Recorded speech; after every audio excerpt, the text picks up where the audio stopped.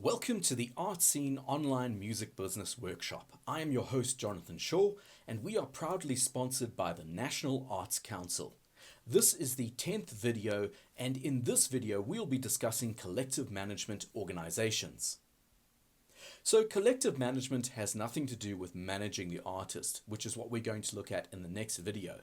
Collective management organizations are basically groups of rights holders. So people that have written musical and literary works or songs, or sound recording owners or music video owners that have come together to create an organization that will help manage their rights and collect their royalties en masse. So in a very big way, they will do thousands of licenses with users or industry or businesses or the public at large, and then be able to collect the royalties from those users in order to pay out their members, which are the rights holders of that copyright. What makes them efficient is the fact that they can issue blanket licenses. And what these licenses are common term licenses. They all say the same thing and they give the same non-exclusive license with reduced scope. So in other words, they might be limited in a territory or to a period of time and they need constant renewal. And these blanket licenses are then given out to users in order for them to efficiently be able to get a license for any particular usage. So benefits include enforcing legal authorship and use of the work. So they try and make this process a lot simpler and be able to allow users as well as authors to be legally compliant. Licensing is efficient and the business is service orientated, where they treat users like customers and clients. There's a worldwide repertoire, so a massive database where all of the different works and the information about those works and the metadata on those works are collected and then shared with different organizations internationally. There's reporting on what repertoire has been used, and you can be fairly sure when your works get used, you're going to be compensated and that you'll know about it. And then, of course, royalty payments are made timeously. How does this whole process work? Well, everything starts with the rights holders. Remember, they are the owners of the copyright and the different types of copyright, such as musical works, literary works, sound recordings, cinematograph works.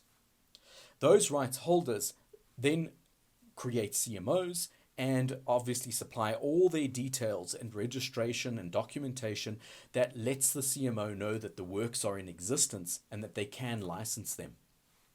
Then what the CMO does internally is it deals with member administration. So remember that these organizations are dealing with hundreds, if not thousands, if not millions of authors that are supplying their works to them. They also conduct some sort of corporate social investment, so investment back into society and back into the art, and be able to fund and give grants, for example, and then supply user administration. So then actually issue licenses to the user, and they do that through setting various common tariffs and then allowing the users to apply for a license and be able to grant the license and then enforce the terms of that license. The user then provides some sort of usage logs back to the collective management organization, and of course the royalties are then paid over to the CMO. Those royalties are then distributed to the rights holders at particular regular intervals, often monthly, and there is no reason why all of this can't move to real time as digital effects take hold in the industry. Finally, there is an information exchange with international CMOs, where this process is then duplicated but at an international level. Let's have a look at some South African collective management organizations. SAMRO, or the Southern African Music Rights Organization, licenses performing rights of music in South Africa. There is CAPASO, the Composers, Authors and Publishers Association of South Africa, and they issue mechanical licenses for the reproduction of musical and literary works in South Africa. Then there is the Southern African Music Performers Rights Association, and they deal with the licensing of the performance rights in sound recordings for record companies as well as artists, performing artists. There's RISA Audiovisual, which licenses music video rights for the use of music videos on radio and television. The Independent Music Performers' Rights Association. They are in competition to SAMPRA, and they also license the performing rights in sound recordings for their membership. Then the Association of Independent Record Companies is in competition with RISA Audiovisual, and they issue licenses for music videos owned by recording companies or artists.